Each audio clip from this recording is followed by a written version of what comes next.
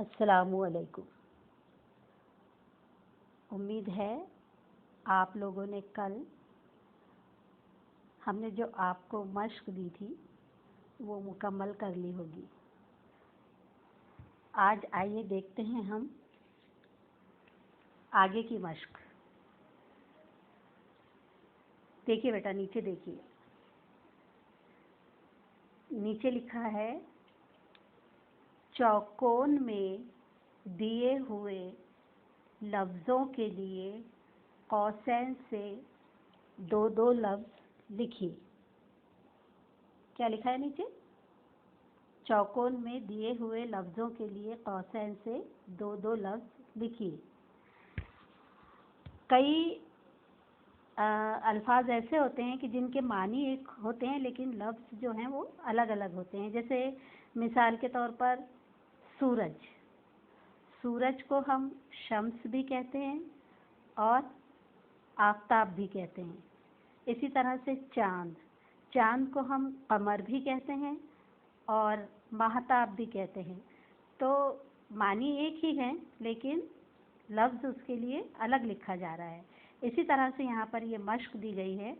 इसमें आपको सबसे पहले क्या करना है, बॉक्स बनाना है।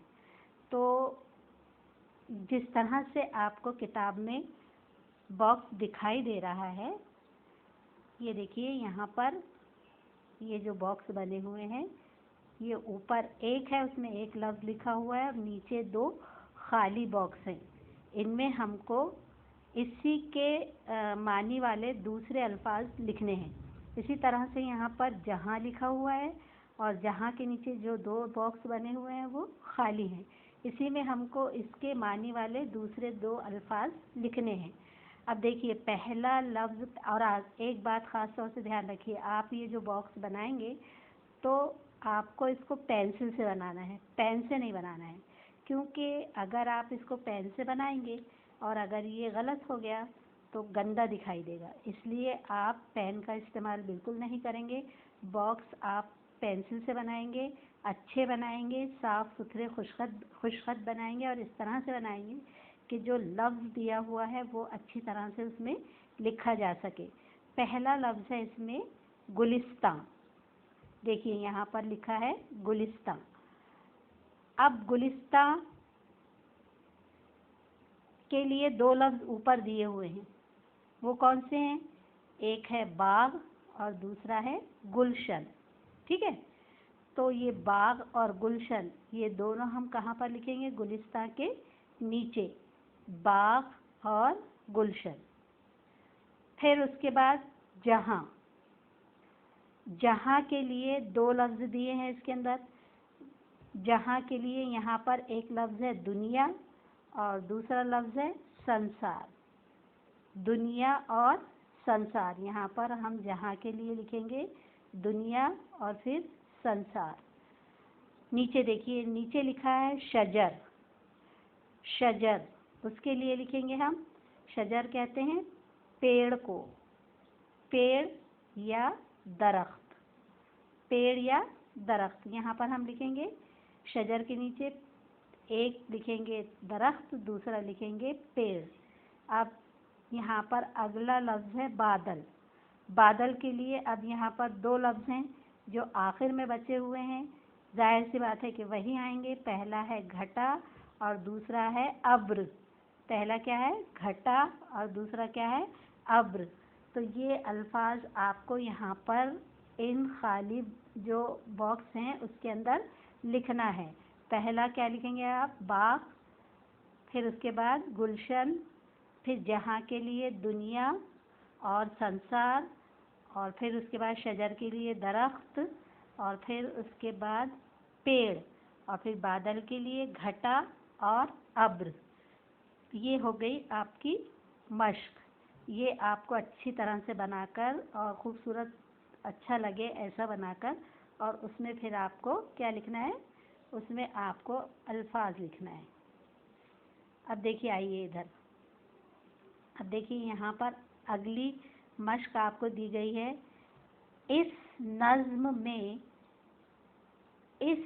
में एक दूसरे के उलट मानी वाले अल्फाज तलाश कीजिए। तो तलाश ही नहीं करना है बल्कि आपको अपनी कॉपी में लिखना है। उलट अल्फाज, अपोजिट वर्ड जो आप लिखते हैं, अपोजिट वर्ड्स लिखते हैं ना आप, तो यहाँ पर उसके लिए उलट मानी वाले अल्फाज उसको कहा गया है, लेकिन उसको उर्दू में कहते हैं ज़िद। क्या कहते हैं उसको उर्दू में? ज़िद। उलट अल्फाज को कहा जाता है ज़िद। तो आपको ज़िद लिखनी है। यहाँ पर नज़्म में जितने अल्फाज आए हैं उनकी क्या लिखनी है आपको? ज़िद लिखनी है। तो ये ज़िद लिखने के लिए भी आप क्या करेंगे? आप ज़िद लिखने के लिए पहले 2 कॉलम बनाएंगे। एक तो आपकी मार्जिन होगी, ये इस तरह से आप मार्जिन लेंगे। पहले ये मार्जिन है, इसको छोड़ देंगे। फिर उसके बाद एक लाइन इस तरह खींचेंगे कि 2 कॉलम बन जाए। ये बन गए 2 कॉलम, ये 1 नंबर 1 और ये नंबर 2 है ना। ये बन गया आपका नंबर 1 कॉलम और ये बन गया आपका नंबर 2। ये कॉलम बन गया आपके। लेकिन आपको नंबर 1 नंबर 2 लिखना नहीं है, ये हमने आपको सिर्फ समझाने के लिए बताया कि ये मार्जिन है, ये हिस्सा जो है वो क्या है? मार्जिन है, और ये 2 कॉलम है। इसमें आपको किताब में आने वाले जो अल्फाज हैं पहले वो लिखना है, उसके बाद में आपको उसकी ज़िद लिखना है। अब किताब में कौन कौन से अल्फाज आए हैं देखिए। किताब में आया है पहले तो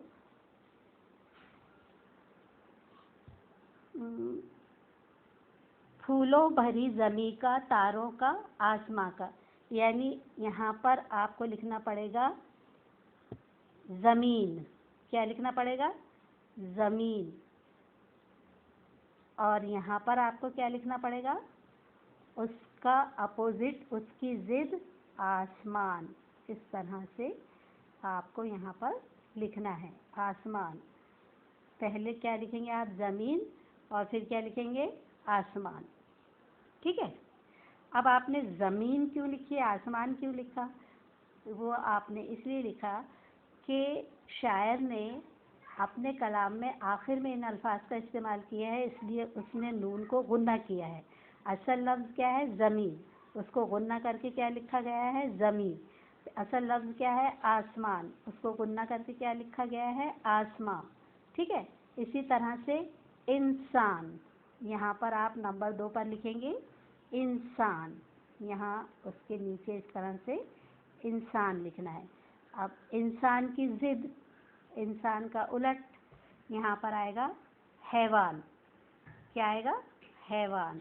इस तरह से आप यहाँ पर हैवान लिखेंगे। ठीक है। इंसान, हैवान, ये हो गए 2। उसके बाद और ढूंढते हैं। इसमें है जानदार, तो आप लिखेंगे नंबर 3 जानदार। और फिर जानदार की ज़िद बेजान। जानदार की ज़िद बेजान। आखिर में आया है ग़ुलाम। क्या आया है? ग़ुलाम। ग़ुलाम की ज़िद आएगा वाली। वाली का मतलब होता है मालिक। वाली का मतलब क्या होता है? मालिक। इसलिए ग़ुलाम की ज़िद वाली। इस तरह से आपको ये ज़िद लिखना है। इस तरह से आपको उलट मानी वाले अल्फाज लिखना है, अपोजिट अल्फाज लिखना है। अब ये आपकी मश्क मुकम्मल हो गई। ये मश्क आप अच्छी तरह से पूरी मश्क, सवाल जवाब, उसके बाद पहले आप मानी लिखिए, फिर सवाल जवाब लिखिए, फिर वो बॉक्स बनाइए, फिर उसके बाद में ये अपोजिट अल्फाज लिखिए। इस तरह से आपकी मश्क मुकम्मल हो गई और आपकी जो हम्द थी वो भी मुकम्मल हो गई इंशाअल्लाह ताला। अब अपने अगले पीरियड या अपने अगले वीडियो में हम नया सबक पढ़ेंगे, हज़रत ख्वाजा निज़ामुद्दीन औलिया रहमतुल्लाह अलैह। आपको करना ये है कि आप अगले सबक की तैयारी कीजिए, उसकी रीडिंग कीजिए, और आपने ये जो सवालात जवाबात जो भी लिखे हैं इसको बार बार दोहराइए। और खुशखती के लिए भी कहा था हमने आपको, उसको भूलना नहीं बेटा, याद से खुशखती करना। और ये तमाम सवालात के जवाबात कॉपी में तैयार रखना, डेट डालना, और फिर उसके बाद इंशाअल्लाह ताला जब आप आएंगे तो इसको चेक करवाना, ठीक है। अल्लाह हाफिज़, अस्सलामु अलैकुम।